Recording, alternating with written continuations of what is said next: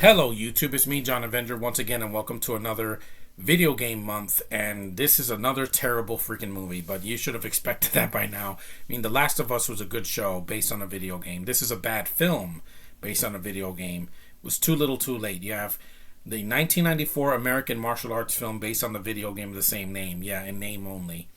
The movie was directed by James Kitch, who previous credits include the Genesis music videos, That's All, and Invisible Dutch. Yeah, I can tell this movie looks like a cheap-ass music video for about 90 minutes. Double Dragon. Yeah, this is nothing like the game, guys. This movie is shit. It was shit when I saw it when I was 9 years old on VHS, and it's shit now. Power, Justice, Darkness, and Light. Yeah, and the movie's just a terrible freaking movie from start to finish. Two heroes... No, it says, two heroes of an ancient puzzle are the only hope. Yeah, and two halves of an ancient puzzle are the only hope. Yeah, no only hope here. There's no hope. This movie needed a bigger budget. You know how much this movie costs? $7.8 million. Where did the money go? This movie looks so freaking cheap. It looks like an early 90s music video or like a PM Entertainment movie with even lower budget than that. It's cheap looking, the sets are cheap, the props are cheap, even the costumes are. And I'm like, the makeup looks alright in some of the film, but, it just looks really cheap. This is supposed to be in the future. Yeah, New Angeles, 2007, a year that I lived through. Movies in 2007 did not look this cheap. The writing is awful. Peter Gould and Michael Davis wrote this movie. Yeah, they don't know what that is. This the same Michael Davis that worked on... Did he do shoot 'em up? Yeah. I pity this poor guy. He went from this shitty film, at least Shoot 'em Up was good compared to this. And he hasn't written a movie since 2013. Give him another chance. He's a better writer than this. The story was Paul Dini. Yes, the guy that did Batman, the animated series, worked on this shitty film. And Peter Gould, what did he write? Breaking Bad. Yeah. Again, you're a TV writer. You're not a video game movie writer. Yeah, he wrote this. Then he wrote a movie called Meeting Daddy, which I never even heard of that. It's a 2000 film. And he did a movie called Too Big to Fail. Yeah, a TV movie. Yeah, he failed as a writer. He's mostly wrote Breaking Bad and Better Call Saul episodes. Again, stick to TV. You're not a writer. Who's Neil Shuster?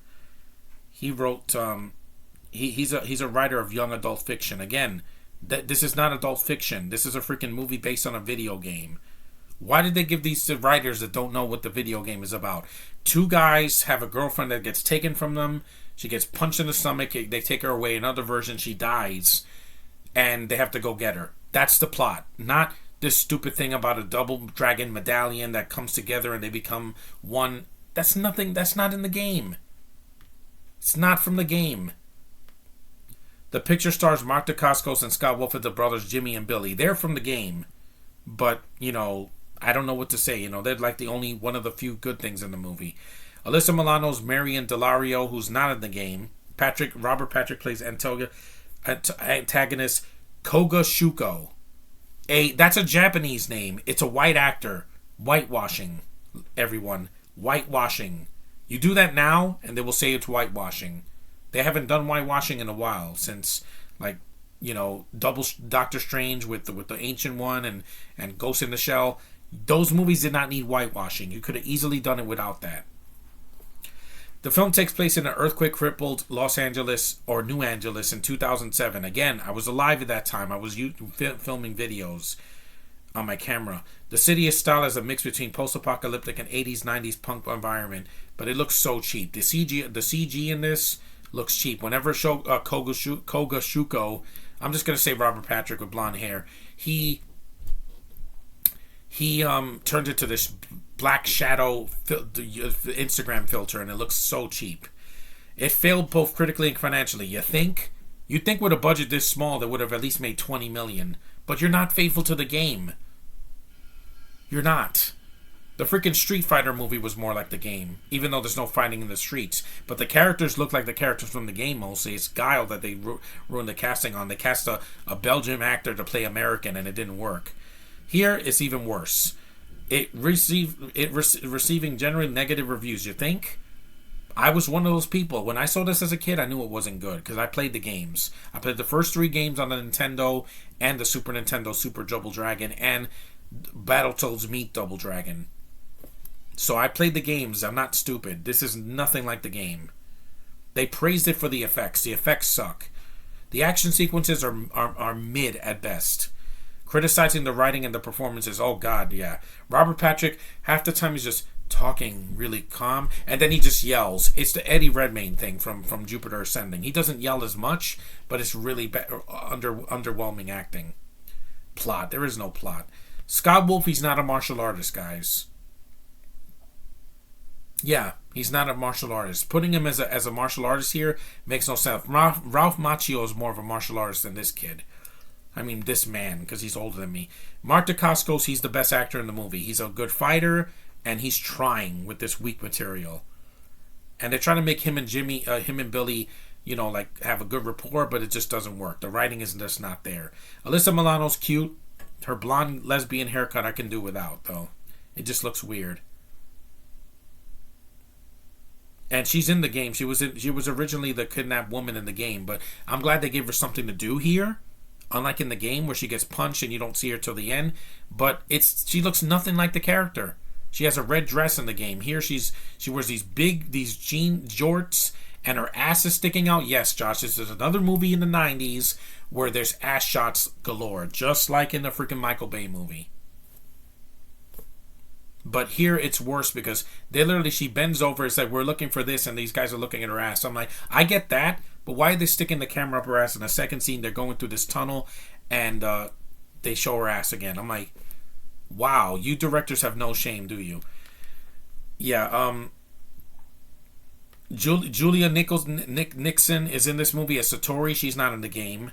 She's the adopted mother guardian of Billy and Jimmy. She was in Rambo First Blood Part 2 and Sidekicks, which is just as bad. You have Leon Russom as Chief Delario. You have Christina Wagner as Linda Lash. Yeah, she's from the game. At least they tried to make her like the game. She's blonde and she has a whip. In the game, she had like purple hair, so I get why they made her blonde. And you had Nils Allen Stewart as Boa Bobo, the leader of the street gang, who looks nothing like in the game. He's like a lumpy fat bastard with pimples on his face. His neck looks like a nutsack. Vanna White, there's some forced cameos in here. Vanna White and George Hamilton and Andy Dick. Trying to be clever, but it's trying to be like the RoboCop movie where they try to do this, the satire and the freaking news bulletins. It doesn't work here. This is supposed to be the future, not the past. Reception, yeah. It called it clumsily paced, yeah, definitely. And it acted like a kid's movie, even though it's supposed to be PG-13. Why was it PG-13? There's no reason for this movie to be PG-13. There's no blood. The fight scenes are very cartoony-ish. There's fart jokes. There's freaking stupid-ass puns. Oh my god. The dialogue in this movie is cringe. Half of it is as bad as Ninja Turtles 3. It really is. There's a head case. And Eat Fist Butt Heads. I'm like, what is this? The Back to the Future movies? By 1994, nobody was using the word butthead anymore. Last time they used that word was in what? Babe? The first Babe movie? Yeah. Here it just feels forced. Yeah, and it says, stating the movie won't satisfy even the most fervent of fans. Of course not. I played the games, and this is nothing like it. It says Double Dragon's clever use of special effects cannot mask the film's overly simplistic storyline and cheesy dialogue. I agree with that.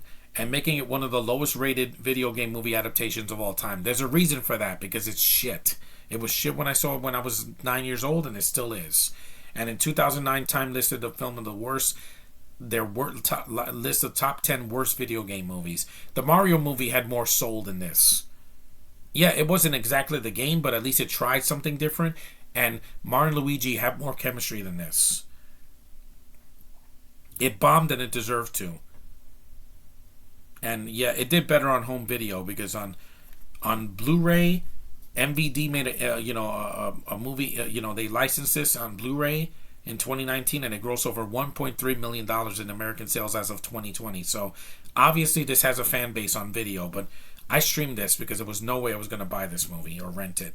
It's shit, guys. If you see this on Peacock or Tubi, avoid it. It's not worth your time. It's a bad adaptation of the game.